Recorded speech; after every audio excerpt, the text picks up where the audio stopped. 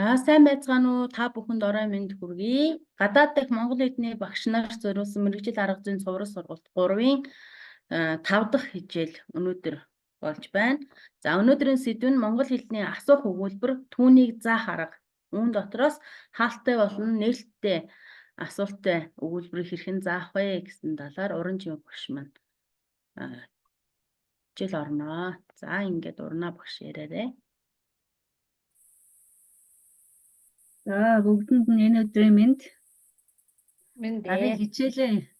Шинэ хичээлээ эхлэхийн өмнөх хичээлээсээ дутуу орхисон нэг жахан юмыг танилцуулъя гэж бодлоо. Нөгөө цагаан толгоогоо хэрхэн таниулах, хэрхэн заах тухай ярьчихэд бичвэл сургах тухай асуудлыг нь ерөөсөө таг орхисон байлаа. Нөгөө дүүрэн багшийн асуусан асуулт бас сүүлд болроо багш асуусан. Тэгээд би ч нэг баг зэрэг бэлдснийгаа ч багтаагаагүй өмнөх хичээл маань цаг 32 минут болсон шүү дээ. Тэгээд сандраа зүгээр таслан зогсоодсон. За тэгээд цагаан толгоогоо заагаад таниулаад нүдлүүлээд тогтоолохоос гадна бас нэг чухал юм нь мэдээж хэрэг бичиж сургах.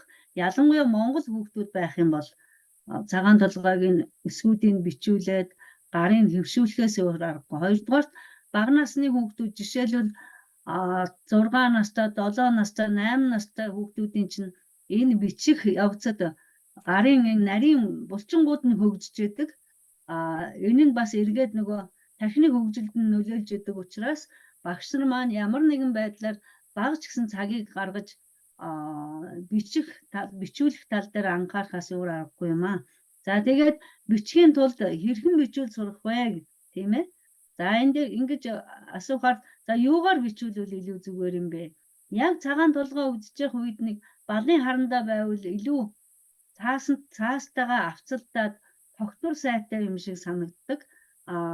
Нөгөө тосон балаар бол бүр бичүүлдэг. Тэр чинь өөрөө нөгөө өнгөрдөг бөөрнгийн учраас хүүхдэд ер нь нэг тийм тогтвортойхон шиг дараад зурхт нь нэг таатай биш. Үзгэн бол надад бас би бичиж үзчихэл байсан. Нэг л тааламж муутай байдгийг. Цагаан толгоогоо яг заах үедээ үдээ дуустал нь балын харандаа хэрэглүүлж байвал яасан бэ гэсэн зүгээр санал байна. Тэгээд одоо үсгийг бичүүлэхдээ яаж бичүүлэх юм бэ? Тийм ээ. За ямар арга барил байвал илүү төвөг багтаа байна вэ гэдэг талаас нь ганц нэг санаа оноогоо та нартай хуваалцъя. За энэ одоо дэлгэцэн дээр гарч ирсэн байгаа номыг би илүү сонгож авсан. Манайх сүүлийн үед одоо суралцагч нартай энэ номыг өгч ажиллуулж байгаа. Яагаад гэвэл энэ номын одоо энэ нүүр нь байна. Энэ номын нэг сайн тал нь оюу сурагчид өгөх даалгавар нь арай жахан богино. Жишээлбэл 1 мөр, 2 мөр, 3 мөр бич гэж хэлхийн оронд зөвхөн эрнээс одоо жишээлбэл энэ эхний 5 уугаас хойш жижигийг нь одоо хэдхэн бичгтэл хангалттай энэ болчин. Тэгэл суралцагч маань тэрийн даалгавраа хийчихсэн, эсвэл хичээл дээрээ хийчихсэн. Тийм цаг орохгүй их боломжтой ном гэж ойлгож байгаа. Тийм учраас бид нэр энэ номыг сонгож аваад хэрэгжилж байгаа сургалтандаа. За тэгээд энэний бас нэг сайн тал нь яг энэ арын нүүрэн дээр нь энэ цагаан толгоон өсгүүдийн бүгдийн сайхан ингээд элементээр бичээд үзүүлчихсэн байдаг. Тэгээд сүүлийн үед бидний одоо сайхан гой бичүүл сургах, хичээнгүй бичүүл сургахад ашиглаж байгаа ном маань энэ байгаа. За тэгээд цагаан толгойг одоо үсэг бичүүлэхэд та нар одоо багш нар бас өөрсдөө суралцж яасан учраас сонссон байх гэж бодож байна. Багш нар маань нэг дэвтрээ хазгаа тав битээ яг экстэй байраа гэдэг тэгдэг байсан тийм ээ. За тэрийг би бас өөрөө бас саяхан туршаад бас үзсэн юм аа. За одоо яг энэ хуудсан дээр тийм ээ. Яг нэг өгүүлбэрийг 2 удаа бичсэн байгаа. Энд ямар ялгаа байна вэ? Та нарт харагдаж болж байна уу? Таньсны навчийг буцалгасан усанд хандлаар хатгаанд халуунаар нь орой болгон уудаг гэсэн өгүүлбэрийг 2 удаа бичсэн байгаа. Энд ялгаа байна уу? Харахад ялгаа байна уу? Байвал ямар ялгаа байна вэ? Налуу. Нэг их босоо юм уу?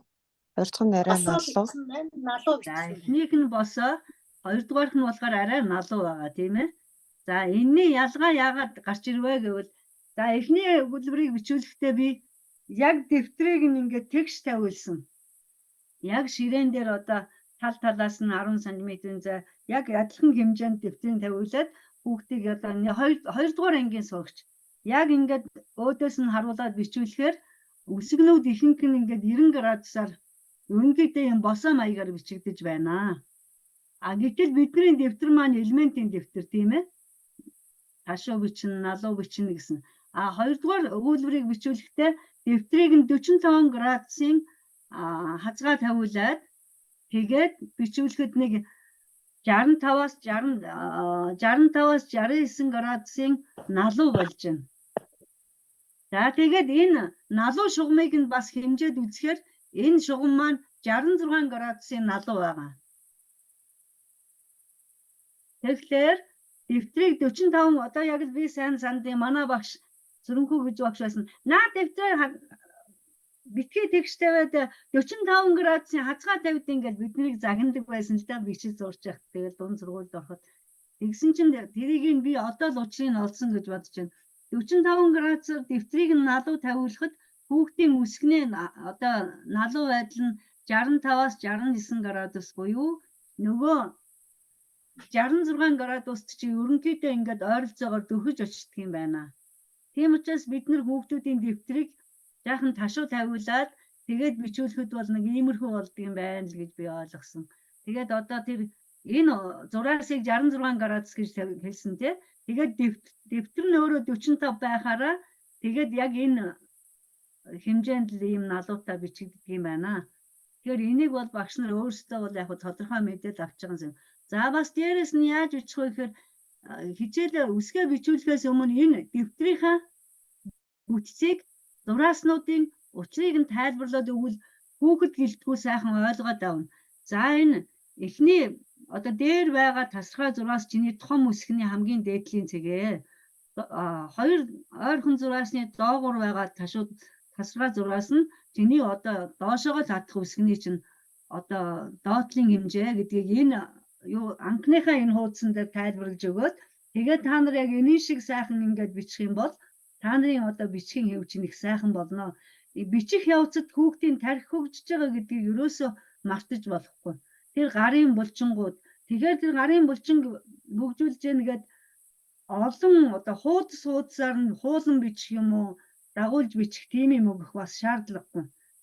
Хэмжээг нь яг тааруулаад миний бодлоор бол одоо 7 настай 6 настай хүүхдүүдэд бол энэ хэмжээ илүү зохимжтой учраас манайх хэдийгээр насанд хүрч байгаа хүмүүс зааж байгаа ч гэсэн бид одоо залхаахгүй төвөгшөөлөхгүй байх гэж энэ номыг бид нэр ашиглаад байгаа. За тэгээд дээрэс нь одоо тэр нөгөө яагаад хазгаа тавих ёстой ямар налуу байвал зохимжтой гэдэг ерөнхийдөө бол эндээс ингээ харагдана гэж бодож байна. За гадаадын иргэдэд одоо монгол хэл заахад яг бичмлэр бичээрэй гэж хэлэх бас их хэцүү. Эхний үед бол бид нар ер нь бол дандаа дарамлаар бичиж байгаа. Тэгээд явцын дунд бол эдгээр хэдэн өсгнүүдээс бусд нь бүгд бичмэл болоод энэ үсгүүд дарамлаар үлдэхээс өөр аргагүй л болж таарад байгаа. За их шиг үсгээс бол ер нь үү бол дарамлаараа үлддэг. За гийгүүлэгчүүдээс г, д, т, ч, иш. За дээрэс нь нэмээд ж гэх муухай хийнэ. Тэгээд нэг иймэрхүү загвартай бичүүлээд С дээр анхаарах юм бол нөгөө уугийн доошоогоо зураастай их адилхан урт татчих гэдэг учраас энэ хоёр дээр анхаарахад яг гадаадын иргэд бол ингээд дармал бичмэлийг холиод бичээ сурчдаг.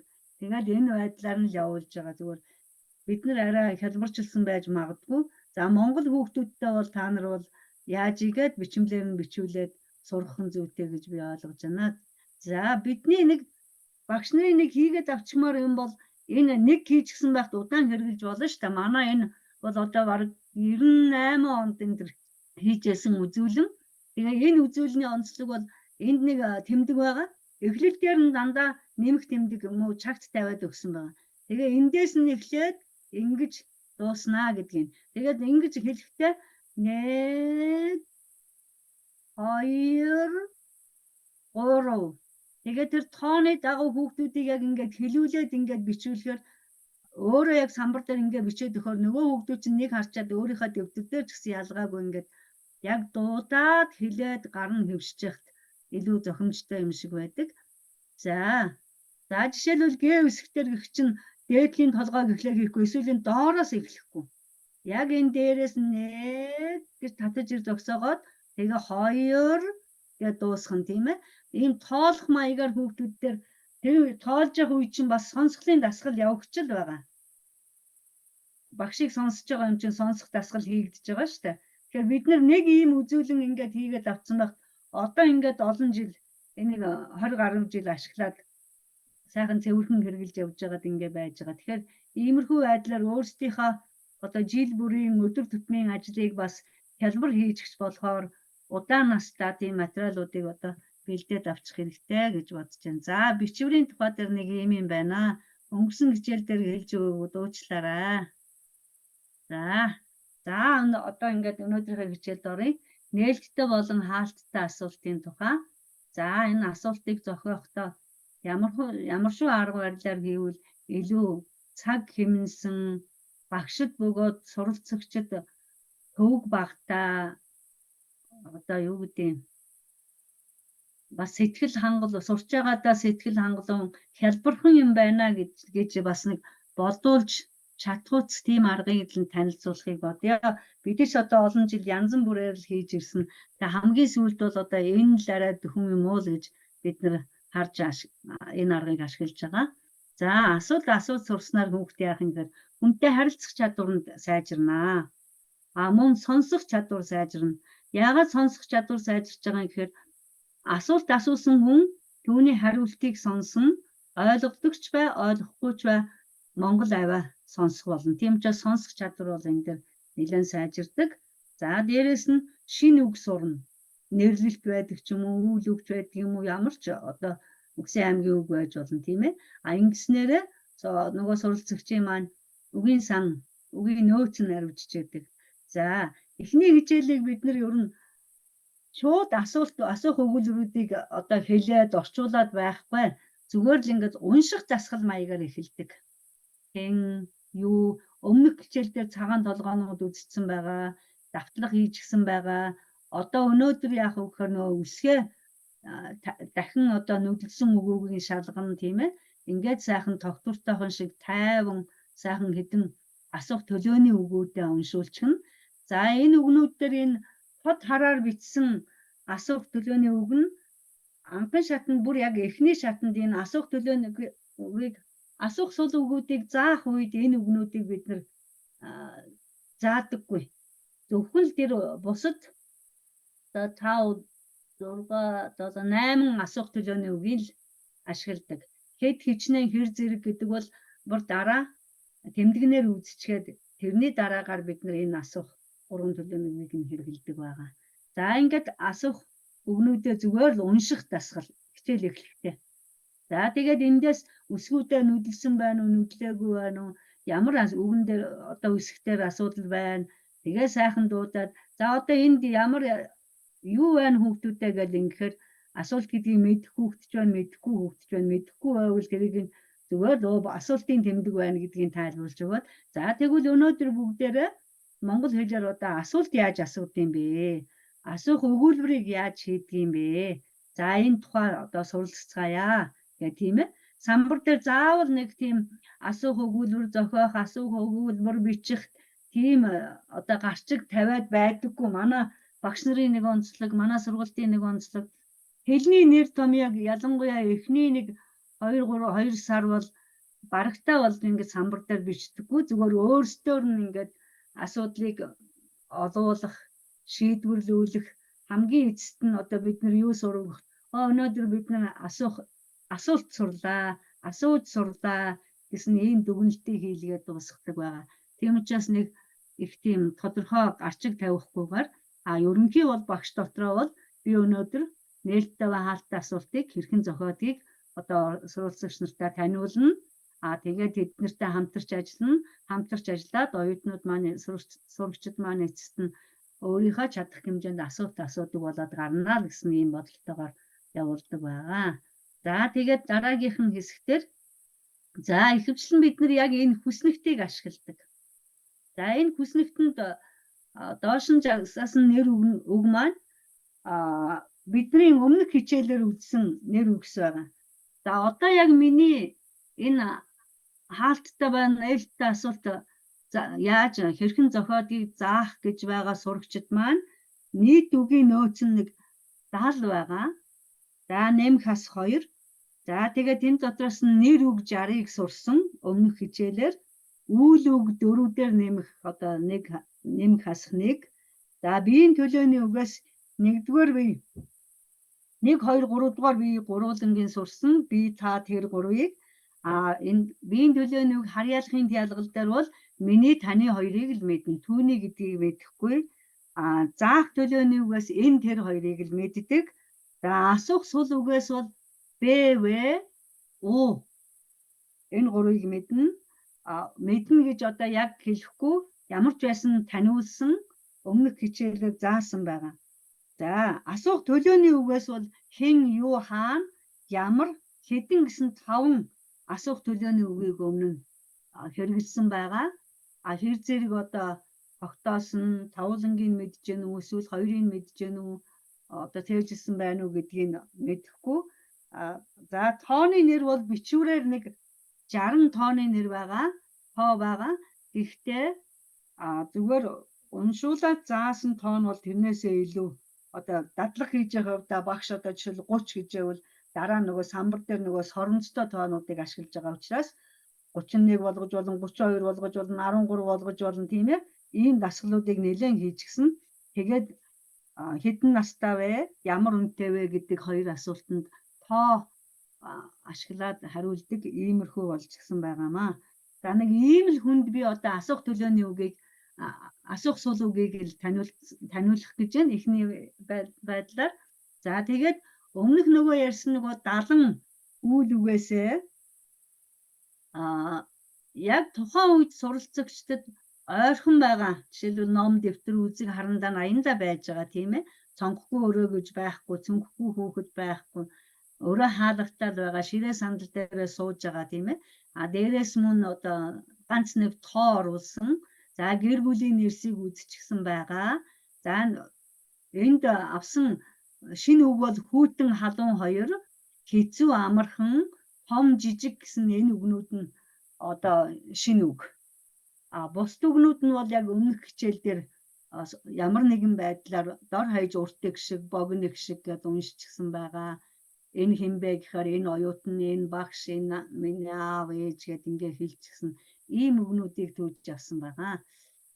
Бидний хичээлийн материалч яг өмнөх хичээл дээр үндэслээд цөөхөн шинэ үг өгөөд тэгээ шинэ үг одоо хичээл яг бүгд хуучныг давтсан хичээл биш учраас шинэ юмнуудыг оруулж өгч байгаа юм. За тэгээд дээрэс нь бас үг сонгохдоо монгол хэлний үгс одоо юугаар төгсдөг юм? Игүүлэгчээр төгсдөг, богино гişгээр төгсдөг, урт гişгээр төгсдөг, хос гişгээр төгсдөг тийм ээ. За тэгээд аль болох тэр үг төгсгөх үгийн төгсгөлүүдийг бүгдийг авахыг хичээсэн боловч энд зөөлний тэмдгээр төгссөн үг, ийгээр төгссөн үг 2 байхгүй. Жишээлбэл анги гэдэг үг байхгүй, морь гэдэг үг байхгүй. Яагаад гэвэл яг одоо дөнгөж эхэлж байгаа хүмүүс учраас ямар хэцүү юм бэ, ямар төвөгтэй юм бэ гэсэн ийм ойлголтыг өгөхгүй. Өдөр бүр одоо нөгөө өөртөө идэх итгэлийг нь илүү батжуулж явах гэж байгаа учраас бас тийм жаахан хүндрүүлсэн нөхцлүүдийг нь бол авдаггүй бид нэр энэ дэр аваагүй байгаа бас. За тэгээд бас л мөн одоо жишээлбэл энэ асуух сул үг ороод ирэхэд давхарт нь юу явдаг вэ гэхээр ихшиг зохицох ёс зайлшгүй баг ч гэсэн тайлбарлах шаардлага гардаг. За тэгээд тэрийг бид нэг их бас төвөггүйгээр тайлбархан ойлгуулахын тулд за энд оо яа ёо тийм ээ. За эр үг гэдгээ хийчгээ хаалтанд нь ингэсэж байгаа. За эм үг гэд хаалтанд нь нэг шүүдээ бишиж байгаа. Ингэчгээд энэ үгнүүд дээр одоо ингээд асуух сул үгнүүдээ сонгуулахдаа за ном гэдэг чинь аль нь байна вэ? Хүүхдүүдэд хараараа тийм ээ. Энэ о байна. За тэгвэл одоо энэ уу нь орох юм биш тэгээд тэмдэглүүлэх жишээтэй. Энийг нөгөө экшиг зогсох ёс гээд одоо хэлзүүн тайлбарыг нь хэлээд ийм байна гэд дөрмийн яриул яг эхлээд суралцж байгаа хүмүүст бол тийм ч нэг таатай хүлээж авахгүй ямар төвөгтэй юм бэ би сурахгүй юм байна гэсэн тийм айдсыг төрүүлэх учраас аль болох айдас төрүүлэхгүй тулд бид нар энэ аргаар явдаг. Тэгээ олон жил бас амжилттай явж ирсэн л гэж ойлгож байгаа. За ингээд зургуулангийн биччихэд эхлээд ингээд эхнээс нь зургуулангаар нь явахгүй. Эхлээд зөвхөн БВ2 дээрээ л ажиллана. За БВ2-ыг асуулт төлөөний үгтэй өгүүлбэрт хэрэглэдэг гэдэг. За эргээд нөгөө өмнөх цаасан дээр за энэ үгнүүдийг чинь асуулт төлөөний үг гэж байгаамаа. За тэгвэл одоо хэрвээ өгүүлбэрт чинь асуулт төлөөний үг байвал эднийг хэрэглэдэг, энэ хоёрыг хэрэглэдэг юм аа гэдгээ хэлчихээд за тэгээд зөвхөн үг дээр очихоор тухайн үг маань энэ дөрвийн аль нэгээр төгссөн байвал Б-ийг сонгоно. Бусад бүх тохиолдолд нь В орно гэд. Тэгэл одоо хүүхдүүдтэй энэ төгсгөл хараарай. Үгийнхээ төгсгөлийг хараарай гэд үгийнхэн төгсгөлүүдийг харуулаад тэгэл Б-г сонгох нь уу, В-г сонгох нь уу гэдэл явчихна энэ дээр. Ерөөсөл ингээд тэмдэглүүлэл явдгийн хичээлийн цаг дээр энэ олон үгнүүд байгаа учраас бас олон сонголтууд байгаа учраас цаг алдах учраас зарим оюутнууд сурагч нар ингээд үг бүрийг бичих гээд байдаг. Бидний хувьд бол битгий бичээрээ зөвхөн одоо зөвлөө тэмдэглээр эсвэл нэмэх тэмдэг тавиараа гэж тэгж тавиулж явдаг. За энэ БВ дээр бол экшиг нь адилхан учраас экшиг зохицох ёсны тухай яригдахгүй тийм ээ. Зөвхөн тухайн үгийн төгсгөлийг нь хараад юугаар төгсөж байна гэдгийг нь хараад энэ дээр ингээд тэмдэглүүлээд явуулчихнаа. За энэ ингээд болсны дараа бид нар за одоо тэгвэл дараагийн дөрвийг бид нар энэ асуух суулгыг манайх ингээд нэг карт ашигладаг. БВ2 нь адилхан өнгөтэй, дараа нь УУ2 нь ижил өнгөтэй, юу нь бас адилхан. Дэвсгэр өнгө нь адил гэхдээ үсэг нь өөр өнгөтэй ийм карт ашигладаг. Бас ялгахт нь тус төхөн болгож байгаа л хэрэг. За энийгээ хийсний дараагаар одоо БВ-гээ сайхан заачглаа бүх үгнүүд дээрээ сонгочихсон. Энд бол нэг дуудлагын нэг тийм бэрхшээл БВ дээр бол гардаггүй. Тийм учраас зүгээр багш нэг сайхан хүүхдүүдийг тэмдэглэснийхэн дараа сайхан эхнээс нь яг сонголтын дагуу уншаад сонсгочдаг. Ном Б, дэвтэр В, үзэг В гэд нэг сайхан тодорхой сонсгоод явдаг. За дараагаар нь хаалттай асуулт руугаа ороод за өгүүлбэрт хэрвээ асуух үг байхгүй бол энэ асуух сул үгүүдийг хэрэглэнэ гэдэг. За тэгээд богино их шиг эгүүлэгчээр төгссөн эр үгэнд үг тийм ээ. Эм үгэнд нь үү. Дараа нь урт тос ихшгээр төгссөн эр үгэнд нь юу. Эм үгэнд нь юу. За энийг ингэж дагуулах юм а гэдгээ хэлээд тэгээд тусна бичнэ гэдгийг хэлнэ. За ингэснийхаа дараагаар одоо нөгөө суралцагч нартай бас л сануулгах нь шүү дээ. Богино их шиг эгүүлэгчээр төгссөн. За энэ үгнүүдээ ингээд эгүүлэгч байна, их шиг байна гэдгээ ингээд хэлээд тэгээд энэ дөрвийнхаа дагуу нөгөө асуух сул үгнүүдээс сонгоно. За би нэг ус авчих. Энэ нэг юм байна.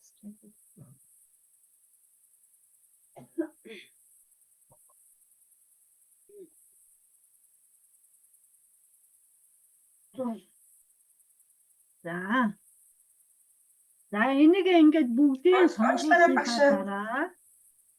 presentation mode дээр тавьж болох уу? Юу гэнэ? Presentation mode дээр тавьж болох нь өсгөн арай жижиг харагдаад байна. Дэлгэхэд үргээд харуулж байгаа юм.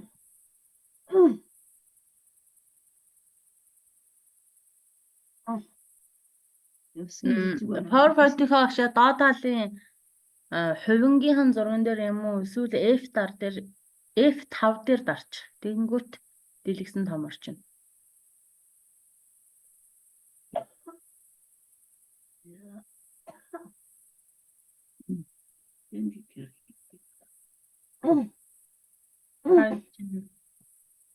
За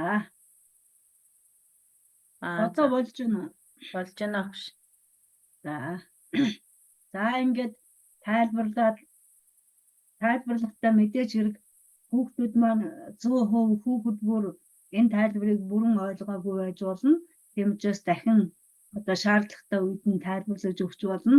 За ингээд бүгдээс нь сонгуулсны дараагаар багш энэ асуух суулган дээр бол зайлшгүй дуудлагад нь бүр анхааруулж хэлээд за та нар сайн сонсороо.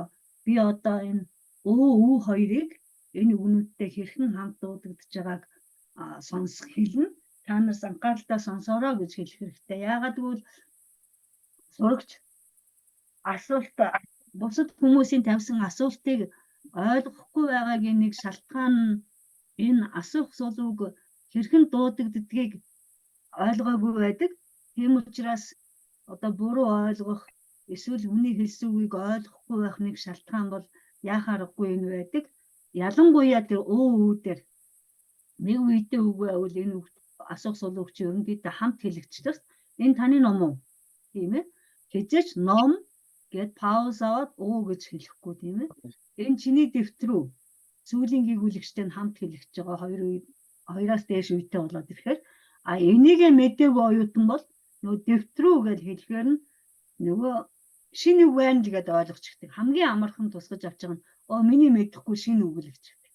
Гэтэл дуудлагыг тэгээд анхааруулад хэлээд зөв сурсан оюутан зөв сонсоод сурчихсан бол дэвтэр гэдэг үндсээ сонсоод дэвтээ сонсоод баг энэ дэвтэр гэдэг үг үүтэй хамт хэлэгдэж байгаа юм байна гэд ингээд ойлгоод бусдыг ойлгох нь сайжирн өөрөө ч бас хүнд ойлгомжтой аятайхан хэлээд өгч чаддаг болдог. Тэгэхээр та нарын асуух суулгууд дотроос үгийн дуудлаган дээр заавал сурагчтай хэрхэн дуудах, хэрхэн сонсогдох, өөрөө хэрхэн одоо хэлүүл хүн өөрийг нь ойлгох талаас нь сайн тайлбарлаж өгөөрэй.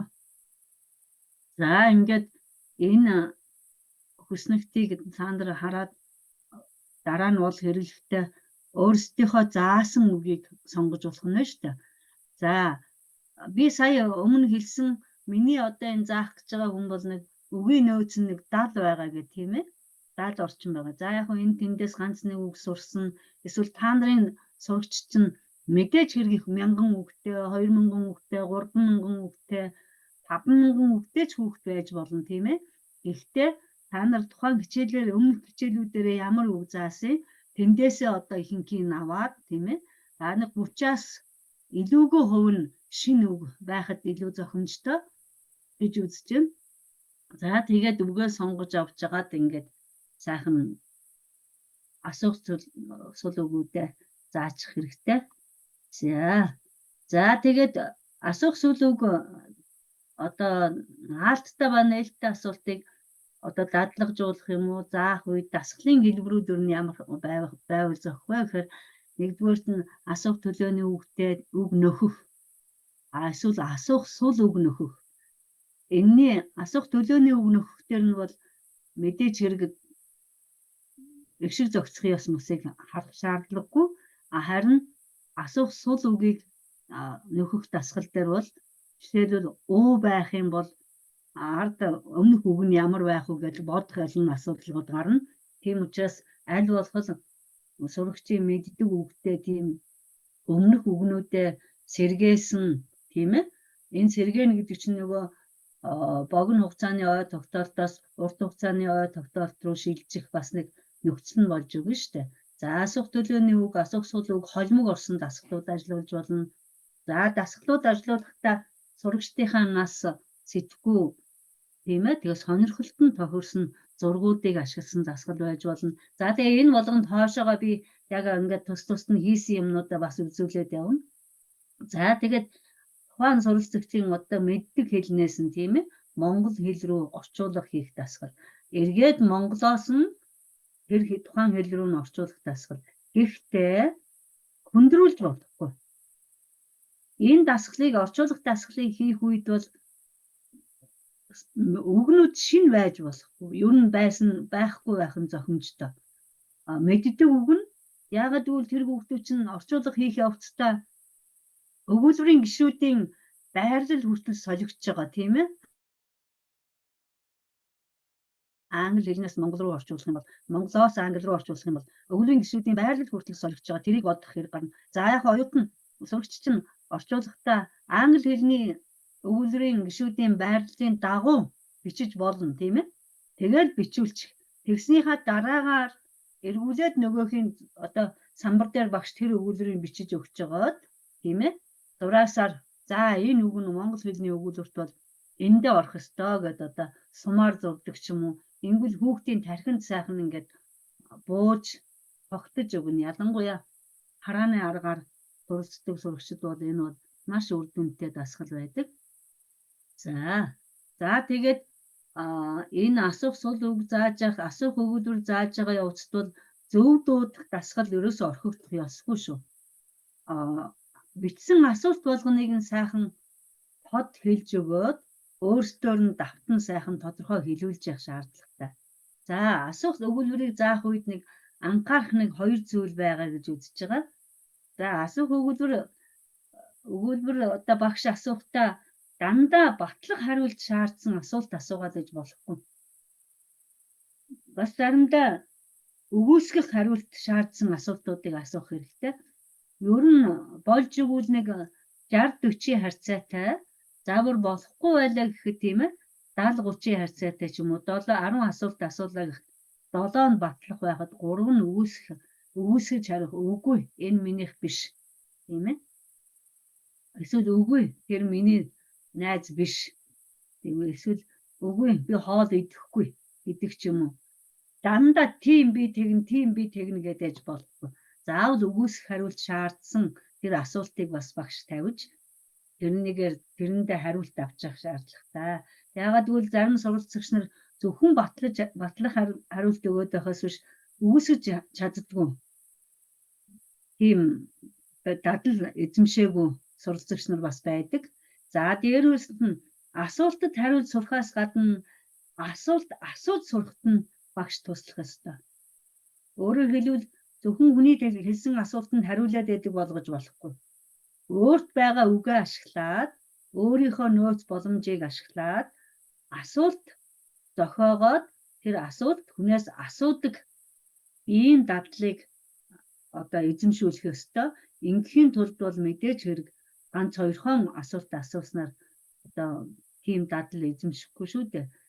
Тийм учраас сайхан аль болох одоо боломжтой нөхцлүүдийг ашиглаад олон асуултуудыг асуух, олон асуултууд хариулуулах шаардлагатай.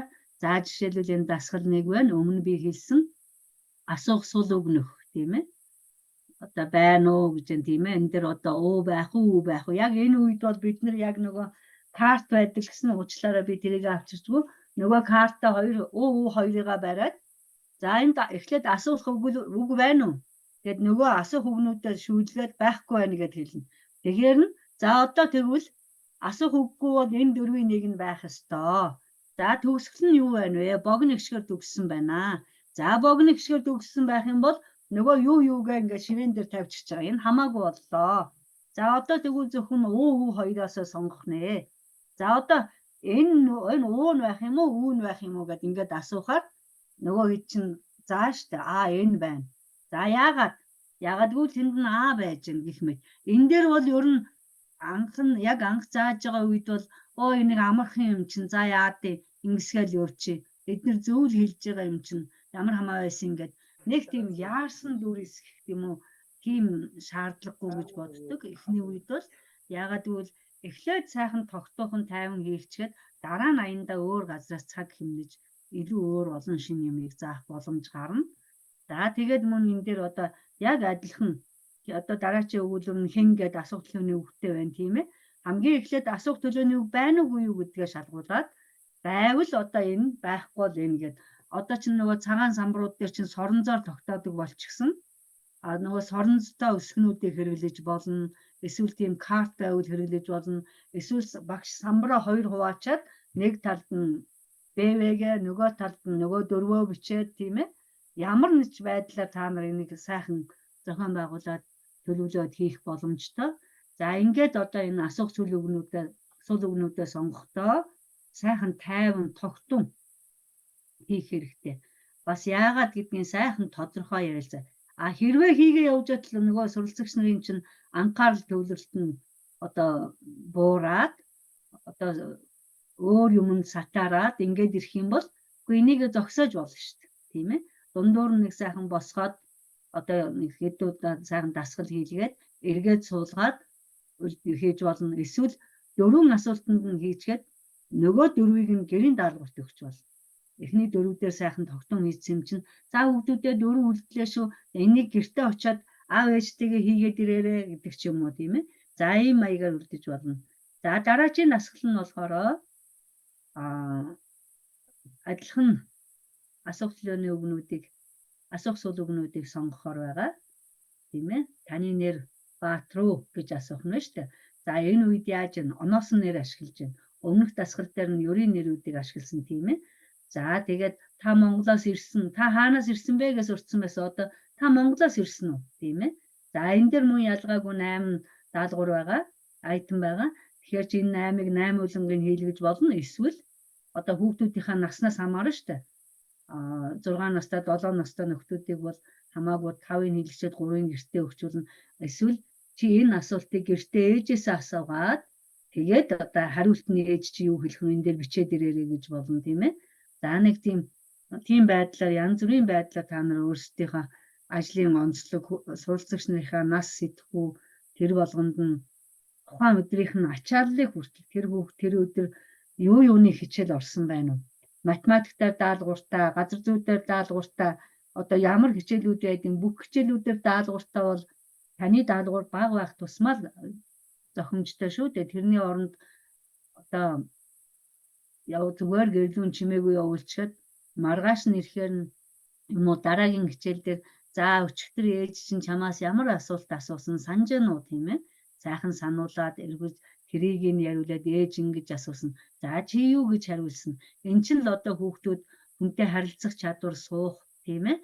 Хүнтэй харилцаж сурах тийм анхны тийм одоо дадлууд чадварууд тийм учраас яг ийм зааж явах үед бол нэг багш адгаад сандраад байх шаардлага бараг байхгүй л гэж үзэж байгаа. За нас идэвхүн онцлог тохирсон одоо зураг одоо янз бүрийн юмнуудыг бит юмнууд байж болно шүү дээ ашиглах гэдэг дээр жишээлбэл энийг мэдэхгүй одоо дэлхийн одоо аль ч өнцгт хүүхэд байхгүй тийм ээ. За энэ дээр одоо сурагч нараас асуухад нэг юм анхаарах хэрэгтэй. Энэ одоо жишээлбэл Анна, Элса гэдэг үгнүүд нь богино гიშгээр төгсдөг тийм ээ. За тэгээд нөгөө хэл зүүн дөрмөөрөө болохоор үг хэрэглэмээр байдаг. Гэтэл гадаад хэлэн дээр байгаа үгийн төгсгөлд орсон богино гიშгүүд маань ер нь нэг урт Монгол хэлний богино гიშгүүдээс урт сонсогддог тийм ээ. Анна, Элза гэх тийм ээ. Панда. Тэгэхээр энэ дээр бол дагуулгатай нөгөө урт гიშгийнхаа дүрмээр энэ Анна юу? Энэ Элза юу? Тийм ээ. Панда юу? Кроми юу? Angry Bird гэдэг ингээд bird гэж сонсогдох нь шүү дээ. Гэх мэт одоо ийм хүүхэд бүрийн мэддэг юм. Мэдэхгүй юмыг асуугаад хичээл дээр одоо ингээд үзүүлэн болгоод ч юм уу ашиглачаад нөгөө хүн дээрээс нэрийг мэдэхгүй тийм ээ. Тэгээд одоо тухайн асуух суулгыг хэрэглэх дадал эзэмшээгүй төвөг дээрээс төвөл болох юм нэмэр. Тийм учраас хүүхдүүдийн сонирхдаг энэ амьтнуудад хайргүй хүүхд гэж байхгүй тийм ээ.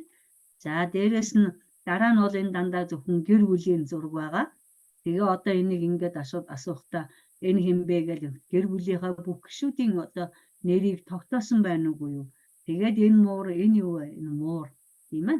Нээлттэй асуулт асуул. Энэ чиний муур уу? Үгүй миний муур биш. Миний муур хар гэж магадгүй шүү дээ. Тэгээд энэ юу вэ? Энэ нохоо юу? Арслан уу гэж асууж болно. Энэ бол эргэлзээтэй тийм ээ. Харахад бол нохоо гэд хэлэхэд хэцүү магадгүй зарим нь арслан ч гэж харж магадгүй. За гэх мэт юм бас нэг тийм нөгөө дистрактор гэж хэлдэг тийм ээ. Хүний нэг анхаарал сарнсан, хүнд нэг эргэлзээ төрүүлсэн, хараад өөрийн дүгнэлтээ бас нэг оюун дүгнэлт хийхийг шаардсан тийм асуултуудыг бас хаяа тавьж явах хэрэгтэй. Энэ бол яг өмнөх хичээлийн давтлага аах, эгч, аав, ээж, эмээ, өвөө, дүү тийм ээ. Тэгээд энэ өөр юу гэж багш гэж энэ ном барьсан хүний багш гэж хэлвэл болно шүү дээ, тийм ээ. Тэгэл мөн нохоо муур энэ байдлаар. Тэгээд дараачийн удаад нь энэ зургийг ашиглаад дараагийн хичээлд ирэхдээ энэ чиний эмээ юу? Үгүй миний эмээ биш, тийм ээ. Энийг хэдэн хичээл дээр одоо 2-оос 3 хичээл дээр дахин ашиглах боломжтой гэж миний хувьд үзэж байна. За тэгээд иймэрхүү байдлаар өөрсөнд нь мэддэг.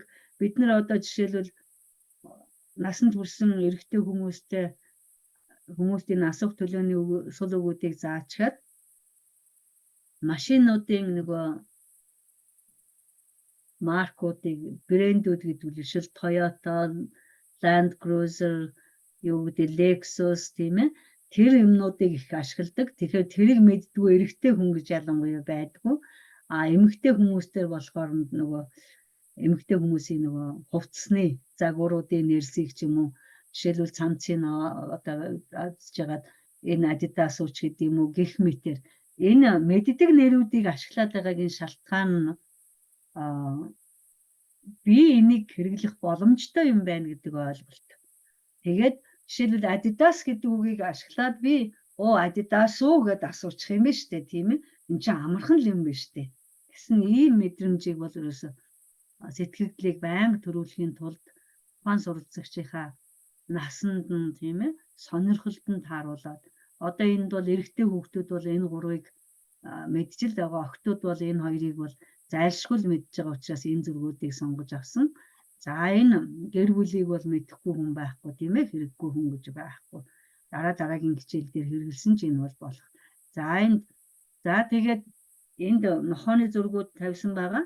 Нохооны зургууд тавьчихад энэ бол одоо хүнд хэрэгжилж байна вэ гэдгээс хамаарна. За жишээлбэл 4 настай 5 настай хүүхдээ бол энэ юу вэ? Тийм ээ. Энэ сайн нохоо юу? Эсвэл энэ том нохоо юу? Тийм ээ. Гэх мэтээр асууж болно. Гэтэл одоо дунд түвшний хүүхдүүдэд бол энэ ямар өнгөтэй нохоо вэ? Энэ сайн нохоо юу, муу нохоо юу? Энэ нохоо ямар үнэтэй вэ? Энэ нохоо таны гэрт байна уу ч гэдэг юм уу, тийм ээ. Асуулт маань арай нэг өмнөх асуултаас миний бодлоор энэ нохооны асуултан дээр за нэг 4 төрлөөр бол асуулт, 4 төвшөнд бол асуулт зохиож асууж болно. Бүр насанд хүрсэн хүмүүстээр бол байлаа гэж бодох чинь нохооны эдэн шүү вэ? Тийм ээ. Нохоо махч нь уу? Эсвэл нохоо өвсөн тэжээлт нь үү? Нохооны сонсгол хэрвээ? Хараа хэрвээ? Ойрын хараа сайн уу? Холын хараа сайн уу? Энэ анч нохоо юу ч гэдэг юм уу, тийм ээ. Гүнзгийсэн шатанд бол бүр эдэш ууш одоо амьдрах нөхцөл байдал тийм байж болно. За нэг дундхан шатанд бол одоо нэг 7-оос дээш насны хүүхдүүдэд бол нохооны үйлдвэрүүдийг мэдж байгаа шүү дээ. Энэ үйлдвэрийн нохоо ямар онцлогтой вэ? Энэ анч нохоо юу, хотож нохоо юу? Таны бодлоор энэ нохоо хэдэн настай вэ? Одоо жишээлбэл энэ хар нохооны насыг асуух юм бол таны бодлоор энэ хэдэн настай нохоо вэ? Тийм ээ. Гэж асууж болно. Тэгээ ерөн нохоо хэд насалдаг вэ гэдээ ингээд сонирхоод асууж болно. Тэн дотор чинь хүүхдүүд чинь янз бүрийн байдлаар л хариулна. Өөр нэг нохооны насыг хэдээр тоолдгийг ч мэдж байгаа хүүхд байж болно шүү дээ. Манай аав ээж ингэж хэлсэн гэж яагаад хэлж болно, тийм ээ. Тэгээд одоо жаахан ахлах насны хүүхдүүдэд бол ахлахынгийн хүүхдүүд бол чи хэдэн настайдаа нохоотой болсон бэ? Нохоотой болж байсан бэ? Одоо байхгүй байвал болж байсан бэ? Хэдэн настайдаа нохоотой болмоор байна вэ гэх тийм ээ. Арай бага насны хүүхдээс бол ингэж асууж болох юм. Тэгэхээр ашиглаж байгаа зурагтаа тааруулаад зургаа суралцагчрынхаа нас сэтгхүүн онцлог одоо үгийн нөөцт нь тийм ээ тохируулаад асуултаа хөнгөнөөс нь хүнд рүү маягаар өөрчилж явж болох нэ багш. За нэг юм байна. Жишээл гүнзгийрсэн дээр энэ яагаад хэлээ гаргаж байна вэ? Энд чинь бас л яагаад гэсэнтэй асуулт тийм ээ. Энэ гурвын аль нь хөөрхөн харагдаж байна вэ тийм ээ. Гэх мэтээр асуултуудаа байнга өөрчлөн. Тийм учраас багш гарын доор байгаа материалаа одоо хэрхэн ашиглахаас хичээлийн үр дүн заавал шалтгаална. Тэгээд жишээлбэл одоо 6 сар сурчсан хүн дээр бол энэ эхний асуултууд бол ерөөсөө зохимжгүй. Тийм учраас асуултаа байнга урьдчилж багш яг сурах гэж байгаа хүнийхээ үгийн нөөц, хэлний чадвар, мэрэгжил тийм ээ. Малын эмчтэй ярил би юу гэж ярих юм. Хүний эмчтэй ярил юу гэж ярих, заавал юу гэж ярих юм тийм ээ. Гэх мэт оюутан хүн байвал юу гэж хэл ямар асуултыг асуухын гэдэг талаар байнга бодолцож асуух хэрэгтэй. Та нарын сурагчид голдуу хүүхдүүд байгаа бол тэгээд үйлдвэрт нь очоод нас тийм ээ. Тэр хавьд нь эсвэл одоо өөрөө нохоотой бол хэдэн сайхан асуулт асуучих болно. За тэгээд энэ зурган дээр бол үхэр авсан. Үхэр аваад сарлаг аваад энэ харин энэ дундлынх нь болохоор толгойг нь харахаар сарлагч юм шиг тийм ээ. Ерөнхий биеийг харахаар үхэрч юм шиг. Энэ нөгөө дистрактор буюу нэг анхаарал сарниулах тийм бас эргэлзээ төрүүлэхээр зураг байгаа. За тэгээд мөн ялгаагүй энэ юу вэ гэж асуух юм уу? Эсвэл энэ одоо юу шиг харагдаж байна? Энэ сарлаг мөн үү биш үү ч гэдэг юм уу? Асуултын чинь одоо хэлбэр нь бас өөрчлөгдөнө. Энэ сарлаг уу үхэр үү? Эсвэл энэ бух уу үнэ юу тийм ээ? Гэх мэтээр одоо асуулт чинь хөнгөнөөс хөндрүүгээ заавал чиглэж тиймэрхүү байдлаар дадлагж болох. За тэгээд өөрөө багш яриад байдаг, өөрөө багш асуугаад байдаг.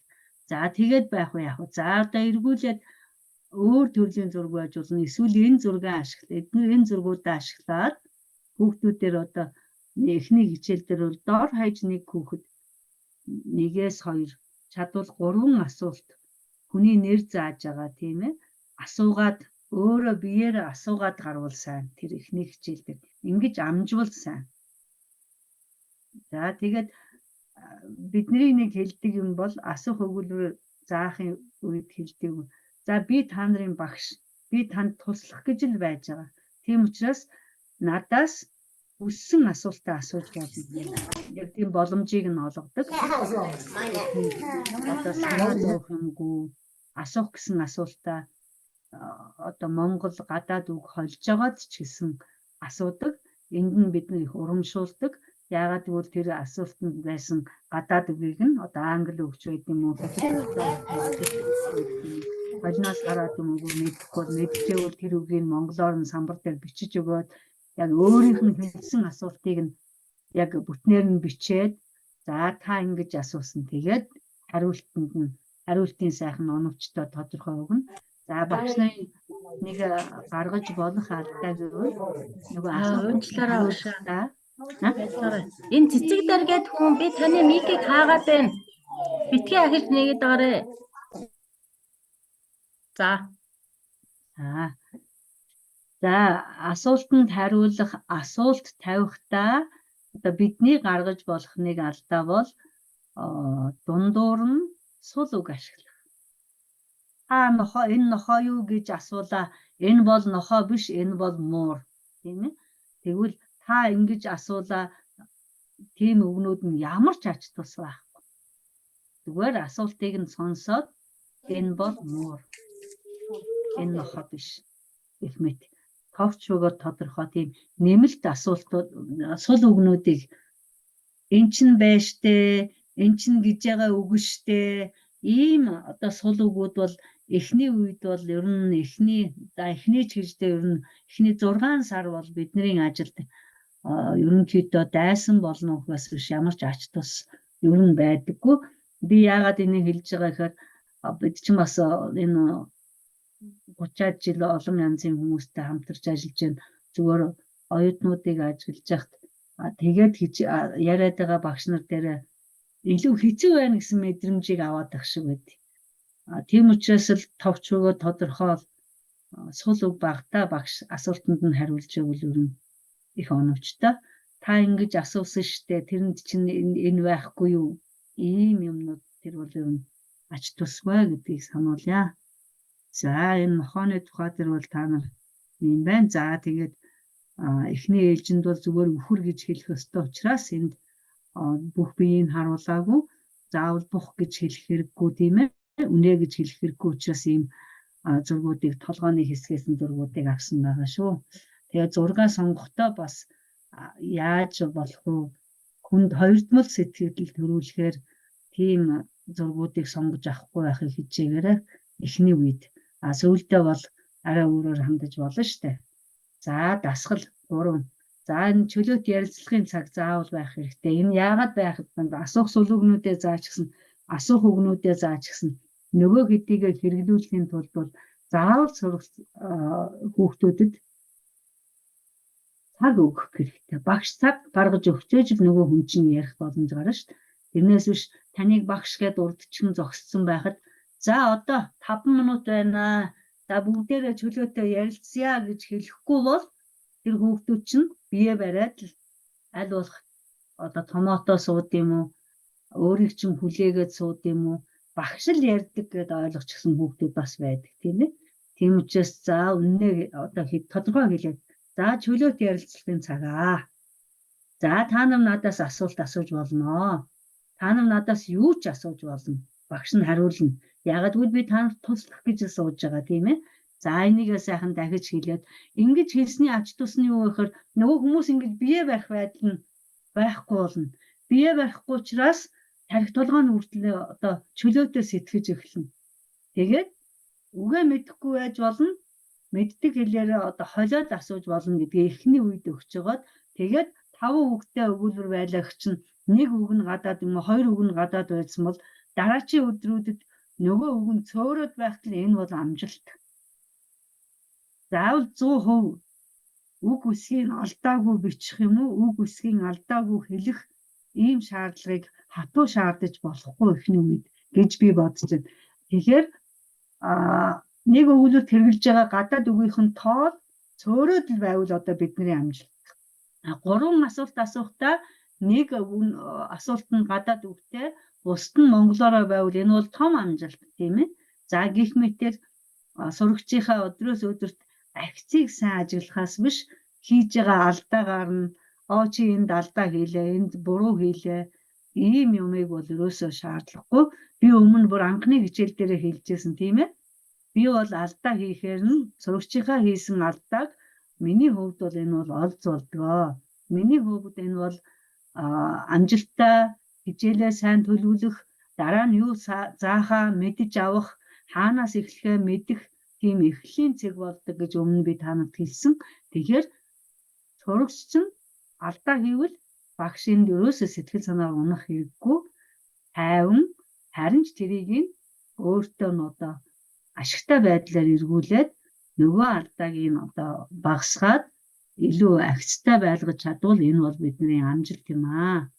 За тэгээд энэ нөгөө гадаад үг ашиглаж болно гэж зөвшөөрлөө шүү дээ. Ингэх юм бол нөгөө сурагч чинь би одоо ингээд асуулт бодсноо уг нь 4 үгтэй асуулт хэлчмээр байдаг. Гэтэл би 2 үгийг мэдэхгүй байж тэгэл ингээд бие бариад ингээд ээж магадгүй шүү дээ. Зовоод тийм ээ. Тэгэхээр чи гадаад үг ашиглаж болно гэжсэн байвал нөгөө хүүхд чинь зовх нь багасаад айх нь багасаад чөлөөтэй сэтгэж эхэлнэ. За биднэрт бас нэг хийдэг зүйл бол эхлээд асуултаа шууд тавьж чаддаггүй суралцагч маань. Тэгэхээр за та алуу асуултаа эхлээд биччих гэж хэлдэг. Тэгэхээр нэг ингээд асуултаа биччих нь цаасан дээр. За тэгчгээд тэрийг уншуулна. Тэгээд багш сонсно. Мөн за монголоор асуух хэцүү байгаа бол өөрийнхөө хэлээр асуултаа биччих гэдэг.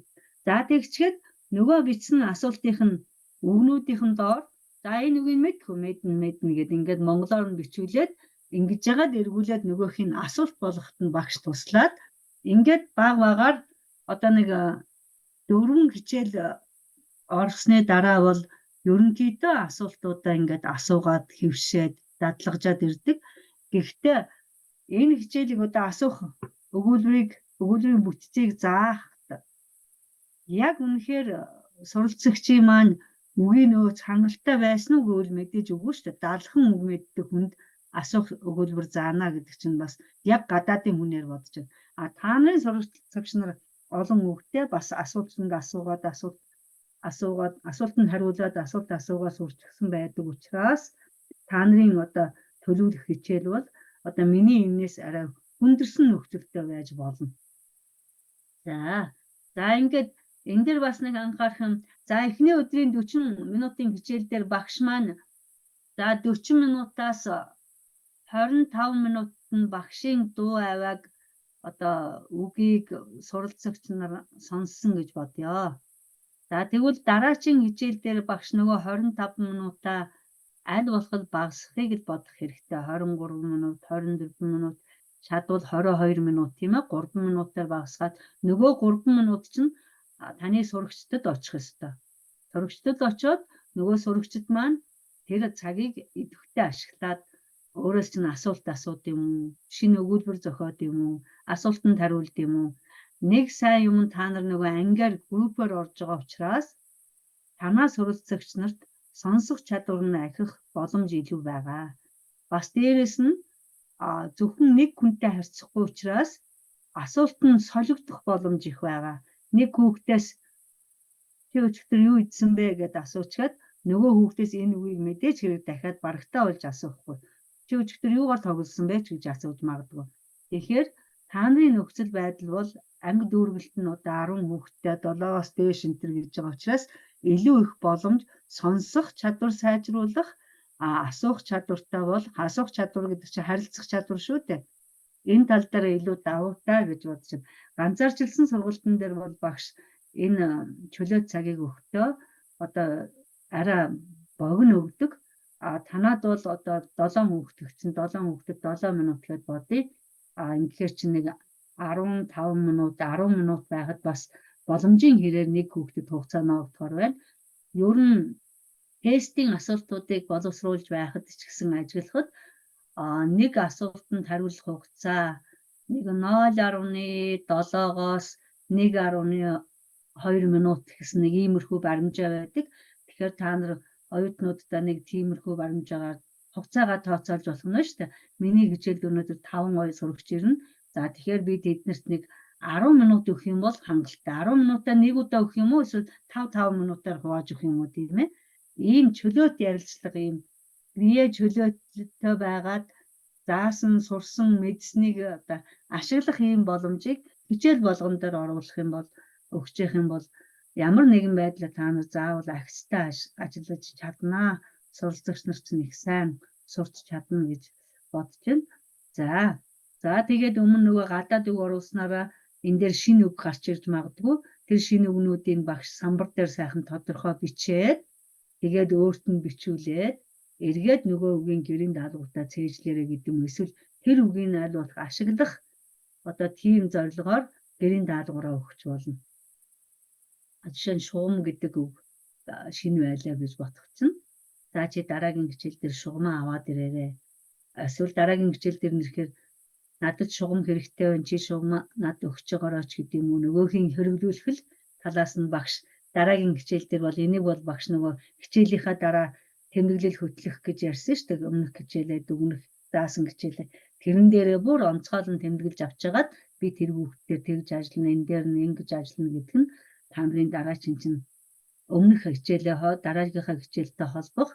Тэгээд одоо хичээл хоорондын уялдаа холбоо сайжраад энэ нь яг одоо нөгөө багш маань дорж зэрэн багш маань та нарт одоо онол талаас нь тайлбарлах байх.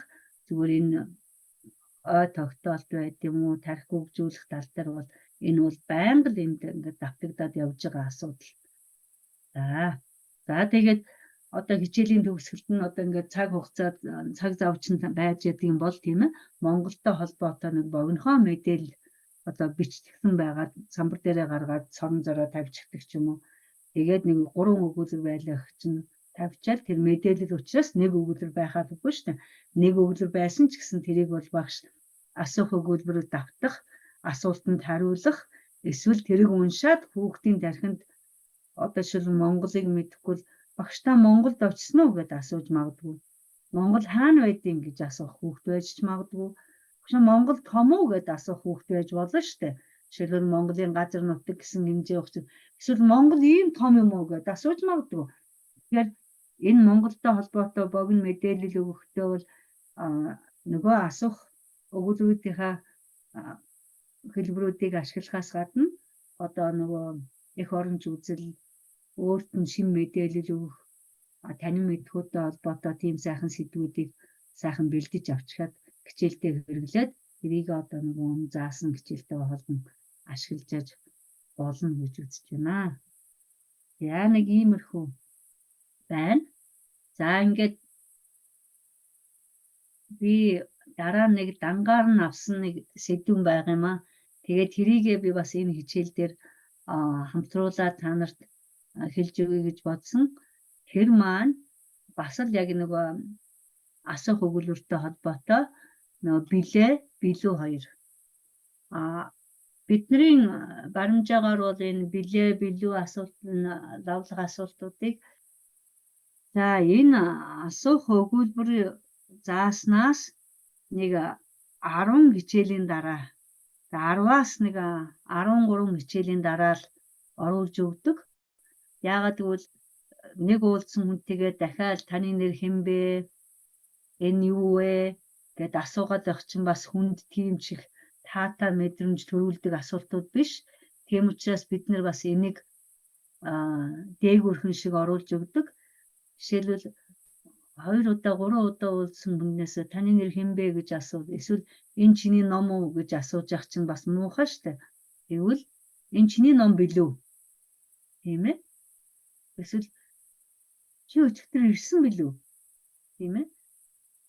Энэ юу вүлээ гэж асуул ямар байх вэ? Нөгөө нэг заасан юмны нэрийг тухайн суралцагч санахгүй байвал дахиад найзаасаа энэ юу вэ гэд ингээд үзүүлж явах нь мэдээж дотоод яах нь нэмээжж болно шүү дээ. Энэ юу вүлээ? Тэгвэл ямар байх вэ? Тэгээд энэ билэн дандаа асуух төлөөний үгтэй өгүүлбэртэй орно. Билүү асуух төлөөний үггүй буюу хаалттай асуултандаа ороод явна. Энэ маань яг л нөгөө өмнө бидний БВ, О, юуг одоо заасантай яг л адилхан хэрэглэгддэг учраас би энийг бас та нартай давхардуулаад орчие. Цаг бас гарах байхыг найдсан. Энийг дараа хэлэх үедээ би та нарт оронд нь бас хичээлд хэрэгжилж болох сонирхолтой материалуудыг бэлдэж өгье гэж бодоод энийг хэлж байгаамаа. За тэгээд энийг бол ашиглах их амархан байгаас яг саяны хичээлтэй. Асуух төлөөний үгтэй хэн блэ? Манай багшийн нэр хэн блэ? Тийм ээ. Чиний овог хэн блэ?